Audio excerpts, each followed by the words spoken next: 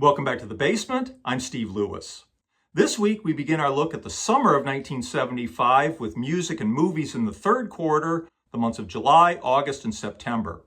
Before we get started, I wanted to thank Alex, Betamax Blocker, for having me on his channel recently. We took a roughly chronological look at Beach Boys releases that feature archival recordings. It was a fun discussion, and Betamax Blocker has an encyclopedic knowledge of the difference between various releases. I had a great time and discovered that there are still some releases out there that I need to pick up. He's broken the discussion into two parts. Part 1 is already up here on YouTube. He tells me Part 2 will post around September 21st. If you haven't, check out his channel, Betamax Blocker. I'm sure you'll enjoy it. And now let's get started with a look at the first album chart of the quarter, on July 5th, 1975. Once again, there's been a lot of turnover on the chart. None of the albums currently in the top 10 had been in the top 10 at the beginning of the prior quarter. As discussed, Elton John's Captain Fantastic and the Brown Dirt Cowboy is the first album ever to enter the chart at number 1. It's been there since June 7th and will stay there until July 19th, a total of 6 weeks. It'll return to number 1 for one additional week beginning August 30th. At number 2 is Venus and Mars by Wings. It'll replace Captain Fantastic at number 1 on July 19th. At number 3 is Earth, Wind and Fire's That's the Way of the World. It was number 1 for 3 weeks beginning May 17th. Stampede by the Doobie Brothers is in the second of 2 weeks at number 4. Four-Wheel Drive by Bachman Turner Overdrive is in the second of 2 weeks at number 5. Love Will Keep Us Together by the Captain and Tennille has just entered the top 10 at number 6, on its way to number 2 on August 2nd. The Tommy soundtrack is at number 7. It had peaked at number 2 on May 31st. The Beach Boys' Spirit of America collection is in the second of 2 weeks at its number 8 peak. One of These Nights by the Eagles is their first top 10 album. It leapt to number 9 from number 25 a week ago. It'll go to number 1 for 3 weeks beginning August 9th. And at number 10 is Welcome to My Nightmare by Alice Cooper. It had peaked at number 5 on June 21st. And turning to top 10 singles, Love Will Keep Us Together by the Captain and Tennille seems to be everywhere in the summer of 1975. It's currently in the third of 4 weeks at number 1. That's the longest any single has held the number 1 spot since Paul McCartney and Wings' My Love 2 years ago. The Hustle by Van McCoy and the Soul City Symphony is at number 2. It'll go to number 1 on July 26th. Paul McCartney and Wings' Listen to What the Man Said is at number 3. It'll go to number 1 for a week beginning July 19th between Love Will Keep Us Together and The Hustle.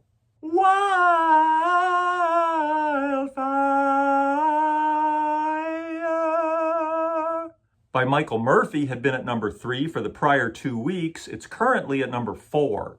Love Won't Let Me Wait by Major Harris is in the last of 3 weeks at number 5. It's a single I love and probably the greatest makeout record since Marvin Gaye's Let's Get It On.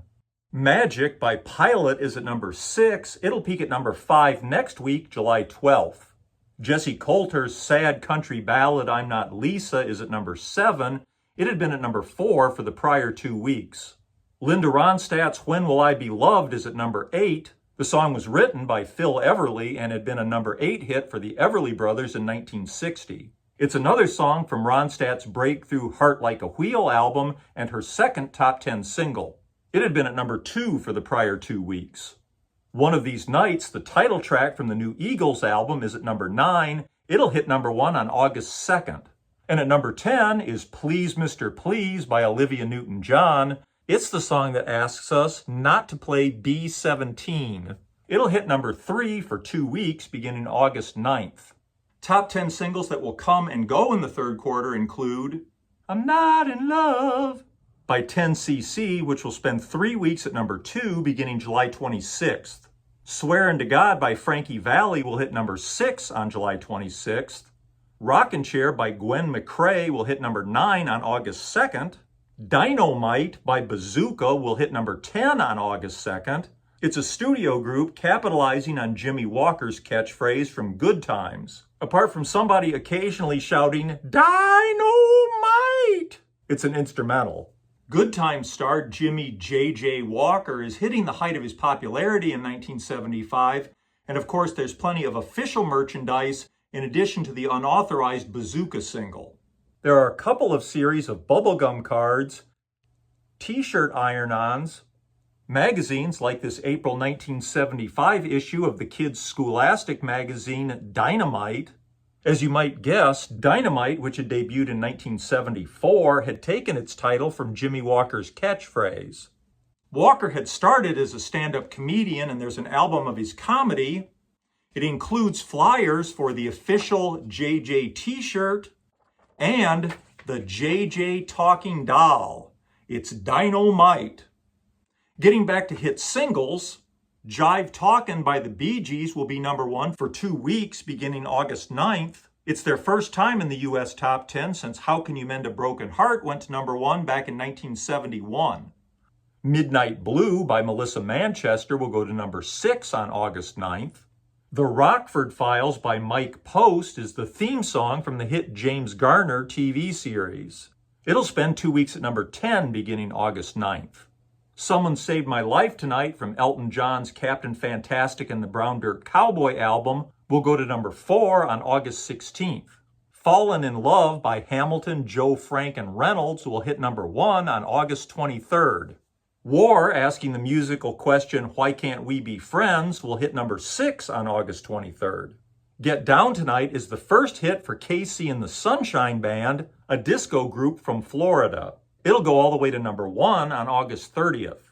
How sweet it is to be loved by you. James Taylor's cover of Marvin Gaye's #8 hit from 1964 will spend 2 weeks at #5 beginning August 30th. Janice Ian's single At 17 is a 3-minute and 56-second edit of the 4-minute and 46-second track from her album Between the Lines. This is a rare case where I think the edited version, being more direct, is stronger than the original. It'll be #3 for 2 weeks beginning September 13th. Barry Manilow's spring follow-up to the #1 Mandy was It's a Miracle, which had stalled at #12. For the next single, Arista went back to his obscure first album for the track Could It Be Magic. It'll give Manilow his second top 10 hit, going to #6 for 2 weeks beginning September 20th. Feel Like Making Love by Bad Company will go to #10 for 2 weeks beginning September 20th. The Isley Brothers' Fight the Power Part 1 will hit #4 on September 27th. And Wasted Days and Wasted Nights by Freddie Fender, another record I really love, will go to #8 on September 27th. Turning to new album releases, on July 6th comes Why Can't We Be Friends by War. It'll go to #8 on August 30th. And on July 11th comes Fleetwood Mac's self-titled album. Of course, Fleetwood Mac had started as an English blues band in 1967. They'd been through a lot of personnel changes since, with very limited success in the US. In January, the lineup had changed again with the addition of Americans Lindsey Buckingham and Stevie Nicks, who make their debut with the band on this album. In the short term, it'll do very well for Fleetwood Mac, hitting #9 on October 4th and making it by far Fleetwood Mac's highest charting US album to date. It'll do even better as it begins generating hit singles late in the year and on through the middle of 1976, driving it back up the chart and all the way to #1 on September 4th, 1976, about 14 months after its release. Of course, we'll talk more about it when we get to 1976. Released on July 25th is It Something I Said by Richard Pryor. It'll end up being the highest charting of his many comedy albums, going to #12 on October 4th. Also released in July is Outlaws by the Outlaws. It's their first, and as it will turn out, highest charting album, going to #13 on October 11th. And in July, The Dreamweaver by Gary Wright. This will take a while to get noticed. It will eventually go to #7 on April 10th, 1976. It's promoted as an album of all keyboard music apart from drums and vocals, and guitar on one track by Ronnie Montrose. On August 16th comes Atlantic Crossing by Rod Stewart. The title refers in part to his crossing over to the Warner Brothers label and also to his relocating to Los Angeles to avoid the high UK tax rate. It'll go to number 9 on November 30th. On August 16th comes Honey by the Ohio Players. On August 22nd, we get Win, Lose, or Draw by the Allman Brothers Band. And on August 25th comes Born to Run by Bruce Springsteen. The New Jersey Rocker's third album is highly promoted and critically praised. Some are even calling him the new Bob Dylan. Springsteen and his E Street Band have already been touring for over a month to promote the album, including a lauded and influential residency at the Bottom Line in New York from August 13th through the 17th. The Born to Run tour will play to rave reviews and wrap on New Year's Eve in Philadelphia. The album is pretty amazing. It brings to mind early pre-Beatles East Coast rock like Dion without really sounding anything like it. Incredibly, it manages to sound masterfully sophisticated and exuberantly youthful at the same time. My favorite track, 10th Avenue Freeze Out, is the perfect portrait of a young man determined to make his place in the world, and I can still get choked up at all the implications of Mary going from her front porch to his front seat on Thunder Road. I'm not the first person to point out this is a great album, of course, but it bears repeating. On August 27th, we get Love to Love You Baby by Donna Summer. It'll begin rising up the chart late in the year after the title track single becomes a hit. More about it later. The album will eventually spend 2 weeks at number 11, beginning February 14th, 1976. Also released in August is Pick of the Litter by the Spinners and Searchin' for a Rainbow by the Marshall Tucker Band. It'll go to number 15 for 2 weeks, beginning November 8th. Released on September 9th is Blues for Allah by the Grateful Dead. It'll end up being their highest charting album to date, going to number 12 for 2 weeks, beginning October 25th. As things transpire, their only higher charting album will be In the Dark, which will go to number 6 in 1987. Released on September 1st is Face the Music by the Electric Light Orchestra. It'll slowly rise up the chart, peaking at number 8 on February 21st, 1976. On September 5th, we get Minstrel in the Gallery from Jethro Tull. It'll hit number 7 on October 25th. And what album do you say was released on September 10th? I can't hear ya! Kiss Alive, all right! Kiss had been touring relentlessly. Their first 3 albums had been eye-catching, but really hadn't sold very well. A double live album not only helps promote their concert appearances, it also creates a best of from those 3 albums for new fans who had missed them. For a lot of people, Kiss seemed to be the ultimate love 'em or hate 'em band. There was immediate controversy surrounding how much of the live album was actually live. I remember my friend Frank observing that in every photograph, Peter Criss had his drumsticks over his head, giving the impression that he played drums by doing this. In any case, Alive will turn out to be the breakthrough album that Kiss have been looking for. It'll reach number 9 on December 13th, undoubtedly helped by holiday sales. On September 12th, Pink Floyd follow up their mega hit 1973 album Dark Side of the Moon with Wish You Were Here. The cover features ethereal, inscrutable artwork from Hypnosis. It seems to have something to do with the 4 classical elements of fire, water, earth, and air. Making it more mysterious, rather than display the intriguing and no doubt expensive images, the album is issued in black shrink wrap with only a sticker on the cover to identify it. By the way, at the time Wish You Were Here is released, their previous album, Dark Side of the Moon, is in its 107th week on the chart, currently at number 168. Released on September 15th is Wind on the Water by David Crosby and Graham Nash. It'll spend 2 weeks at number 6, beginning November 29th. Also released that day is Linda Ronstadt's follow-up to her breakthrough Heart Like a Wheel album, Prisoner in Disguise. It'll go to number 4 on November 8th. Released on September 16th is John Denver's Windsong album. George Harrison's Extra Texture is released on September 22nd. If anything, the reviews seem even harsher than they had been for last year's Dark Horse album. There are plenty of albums I personally like, but can understand why critics don't. As I've mentioned before, this is a case where I don't understand the critical response. It's not a great album, but the songs are generally very solid. Maybe it's because it came so shortly after Dark Horse and the disastrous US tour, critics felt the whole thing was slapped together for damage control. Maybe it's because it's all slow and mid-tempo numbers apart from the opener and closer. Maybe closing with a tribute to Bonzo Dog Band drummer Legs Larry Smith made the whole thing seem trite. Anyway, I've always thought it was a pretty solid album and deserving of a better reputation than it seems to have. Despite poor reviews, it'll be popular, spending 3 weeks at number 8 beginning October 25th. Released on September 30th is Clearly Loved by Olivia Newton-John. It'll go to number 12 on November 15th, which must have been a disappointment considering her last 2 albums had both gone to number 1. Also released in September is Black Bear Road by C.W. McCall. It'll eventually go to number 12 for 2 weeks, beginning February 14th, 1976, driven by the popularity of the single Convoy. More about this when we get to the fourth quarter.